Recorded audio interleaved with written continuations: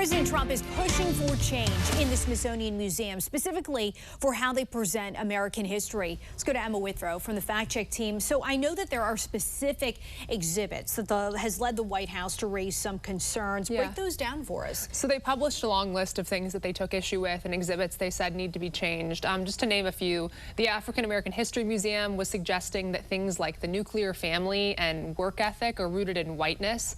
Also, the Latino Museum frames the Texas Revolution as more of a pro-slavery fight and the Mexican-American War as an invasion. Other displays also celebrated illegal border crossings, highlighted drag culture and transgender athletes in women's sports, or they're reimagining the Statue of Liberty holding tomatoes instead of a torch. So lots of different art exhibits that they took issue with, for sure. And the board has authority over operations, right? But it seems like President Trump may cut funding if there are no changes. What are you hearing? Yeah, from the different actions that they've released from the White House, ultimately, it's clear, though, that governance does rest within the Smithsonian Board of Regents and the Secretary of the Smithsonian, who's appointed by the board. However, Vice President J.D. Vance is actually on the board. So Trump's executive order and also a follow-up White House directive has showed that he's willing to restrict or even cut federal funding unless the Smithsonian aligns its exhibits to showcase national unity, American exceptionalism, and more of just embracing kind of the American dream is how they're framing it. All right, Emma, thank you so much. Well, you mentioned funding. A little later on, Emma will be back to break down the financial side of the Smithsonian museums and